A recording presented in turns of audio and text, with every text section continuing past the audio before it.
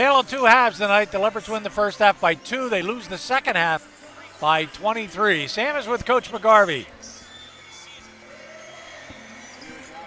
Mike McGarvey after the Leopards fall to the Drexel Dragons here inside the Kirby Sports Center. And Coach, your thoughts after this one? What was Drexel able to do to make that second half comeback? Win the paint, offensive rebounds. They drove us. They got to the free throw line.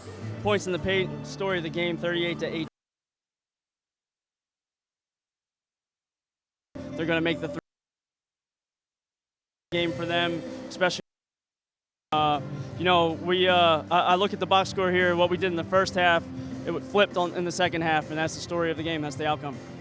And when you look at a game like this in terms of how it prepares you for what's ahead, both Cornell in a few days here and the Patriot League slate that you guys have coming in a month and change, what are the things that you learned from this game?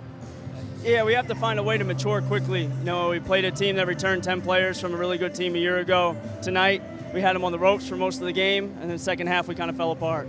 And I credit their maturity. They have some experienced guys on the court. They were able to steady the ship and play well down the stretch. And when we look at Cornell on Saturday, they got the same thing. They got to return a lot of guys that played on a successful team the last couple years. They know who they are, and we're trying to figure out who we are still. I think it's going to prove to be a really good thing for us in the Patriot League play, though, playing a tough competition, learning about ourselves, trying to find a way to find some consistency. And we got to learn how to score on the offensive end, and that's what the coaches will be trying to do. All right, Coach, thank you for the time. Appreciate it. Best of luck. Thanks a lot. Gary, John? I think Mike analyzed things perfectly as we get a chance to take a look at some of the highlights, and then we'll finish this one up, John. Yeah, boy, but, Mike McGarvey hit the nail on the head. Drexel's ability to kick the ball out effectively, that was Okros. He was the guy from downtown that got it going. I loved the aggressiveness, the assertiveness of Justin Vanderbond in that first half. He really did a nice job, and Chris Rubio chipped in when he could, especially at the defensive end. Lafayette's defense was outstanding early on.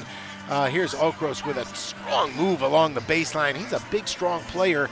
A lot of different answers for Lafayette. When they moved the ball effectively, they got open shots in rhythm. That's Eric Sonberg knocking one down. Here's the senior Kyle Jenkins knocking one down, and it seemed for a while there in that first half that Lafayette was playing at the top of its game. Kyle Jenkins on the inside right here does a nice job. This was the first play out of the halftime locker room, and I think it was by design. Mike McGarvey said, we like that matchup, let's go to it. And boy, look at Amari Williams. I thought he did travel on this play, but boy, sometimes when you're that big and strong, you kind of get the benefit of the doubt. That was Odin around the basket. You talked about these guys knifing through. That's Lucas Monroe, number 2, going to the bucket. I called him 6'3" before. He looks 6'3" because everybody around him is so tall. He's actually 6'6".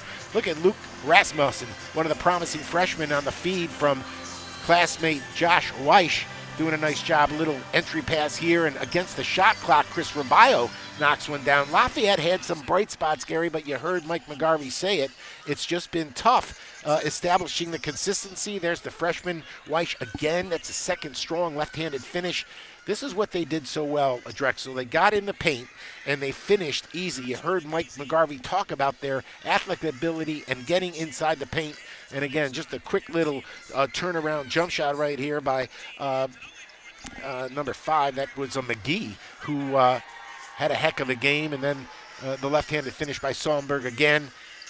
This is their ability to invite the contact, Gary. You saw how athletic they are, and boy, they were interchangeable parts, all those other players. And Mike McGarvey also said how many returning players they had. They played 10 people, double-figure minutes, and there's no drop-off when Zach Spiker makes a substitution. What a change between first half, second half. We talked about Lafayette not being consistent, and again, that's really the one word, inconsistency, that describes what happened to them tonight. Yeah, and I think just the athletic ability, the strength and maturity of Drexel wore them down. And no place did it show up more than on the backboards. Lafayette was hanging with them for the longest of times. At the end, Drexel out-rebounded us 46-31. And Vanderbond had 9 points in the first half, could only collect 4 more in the ball game.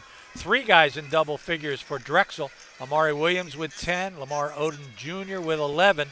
And really the guy that really hurt Lafayette in the second half was Mate Okrus, who came in and knocked down 4 out of 5 from three-point land. And, those were just killers in the second half. If you're Zach Spiker, and that had to be the biggest bright spot for him tonight, because we talked about this team shooting 22% from three-point range. If they can find some consistency from downtown with the inside game they have, watch out. They will be a big part of the Big Six. Well, and they'd like nothing better than to find out this weekend when they take on everybody else in the Big Five at some point on the weekend. There you have it. Drexel wins this one by a 69-48 score. They go to 4-3, above 500. Lafayette struggling now at 1-7. We'll be back against Cornell on Saturday afternoon at 2 o'clock. We invite you to join us, and we will tell you that with 1:15 to go, the ladies are up by 4 in Baltimore over UMBC. So it's 53-49. Let's hope they get their 4th in a row. That's it for John and myself. John Sabino and his gang done another terrific job tonight as we thank them on the Lafayette Sports Network, all of you who watch on ESPN+. For all of us, I'm Gary Laubach. Good night, everybody.